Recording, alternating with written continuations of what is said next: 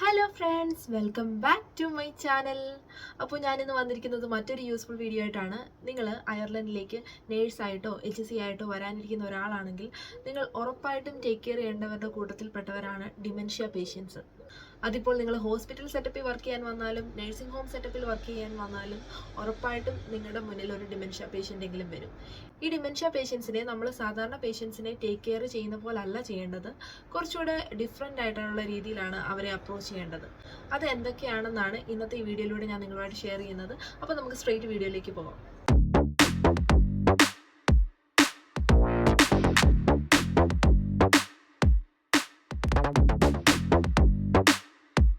ആദ്യം തന്നെ എന്താണ് ഡിമെൻഷ്യ എന്ന് ഞാൻ വളരെ സിമ്പിളായിട്ട് പറഞ്ഞുതരാം.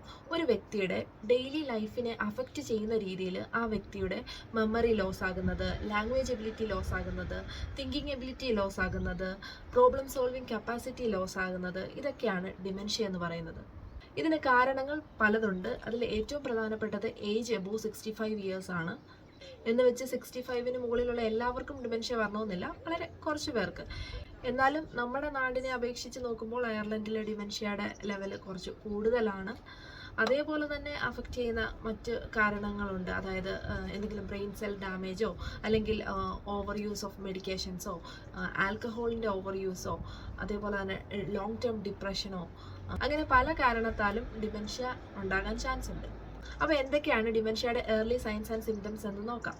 Forgetting things or recent events, losing or misplacing things, getting lost when walking or driving, being confused even in familiar places, losing track of time, difficulties solving problems or making decisions, problems following conversations or trouble finding words, difficulties performing familiar tasks, misjudging distances to objects visually, common changes in mood, personality changes, inappropriate behavior, withdrawal from work or social activities, being less interested in other people's emotions. So ഇപ്പോൾ നിങ്ങൾക്ക് ഡിമെൻഷ്യയുടെ early signs and symptoms മനസ്സിലായെന്ന് വിശ്വസിക്കുന്നു. ഇനി നിങ്ങൾ അറിഞ്ഞിരിക്കേണ്ടത് എങ്ങനെയാണ് dementia പേഷ്യൻസിനെ take care ചെയ്യുന്നത്.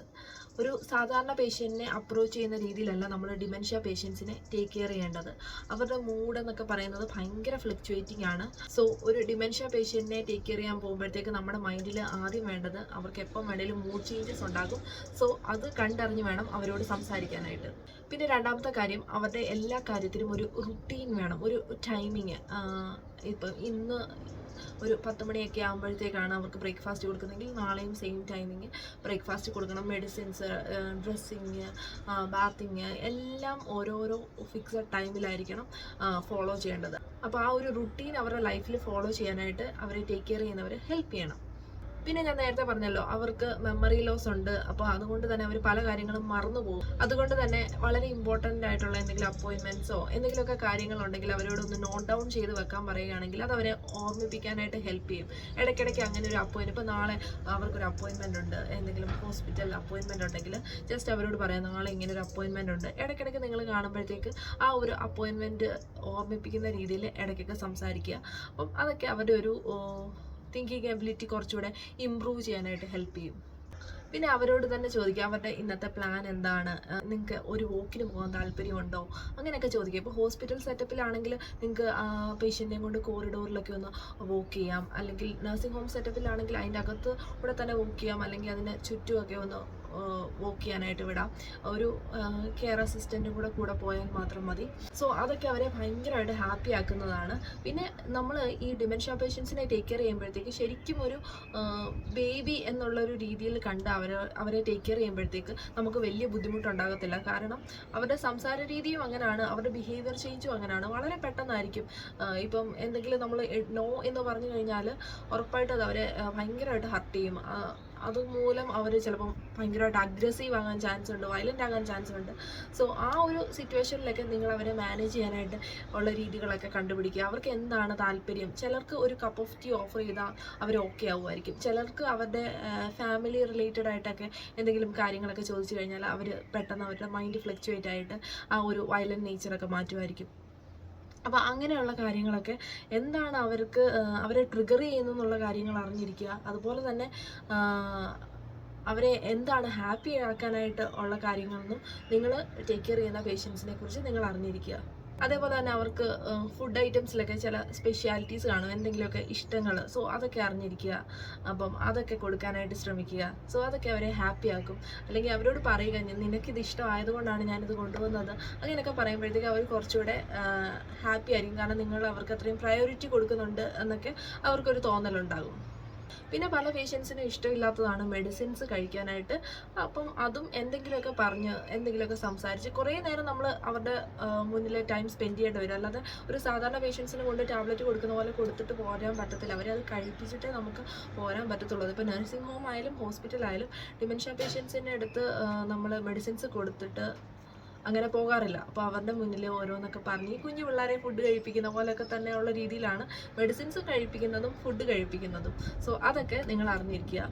അതേപോലെ തന്നെ നഴ്സിംഗ് ഹോം സെറ്റപ്പിലൊക്കെ ആണെങ്കിൽ ഡിമെൻഷ്യ പേഷ്യൻസിൻ്റെ റൂമിൽ അവരുടേതായിട്ടുള്ള കുറച്ച് സാധനങ്ങളൊക്കെ വെക്കുക. അതായത് ഫോട്ടോഗ്രാഫ്സും അതേപോലെ തന്നെ അവർ യൂസ് ചെയ്യുന്ന സാധനങ്ങളൊക്കെ ഒരു വീടിൻ്റെ അന്തരീക്ഷം കൊണ്ടുവരികയാണെങ്കിൽ അവർ കുറച്ചുകൂടെ ഹാപ്പി ആയിരിക്കും ആ ഒരു റൂമുമായിട്ട്. അല്ലെങ്കിൽ അവർക്കൊരു വേറൊരു അറ്റ്മോസ്ഫിയറിലേക്ക് വന്ന ഒരു രീതിയാവും. അത് അവോയ്ഡ് ചെയ്യാനായിട്ട് ഇങ്ങനെയുള്ള സാധനങ്ങളൊക്കെ വെക്കുന്നത് ഭയങ്കര ഹെൽപ്ഫുൾ ആയിരിക്കും. ഹോസ്പിറ്റലിലാണെങ്കിലും പറ്റുന്ന രീതിയിലൊക്കെ ചെയ്യാൻ പറ്റുന്നത് വളരെ നല്ലതായിരിക്കും.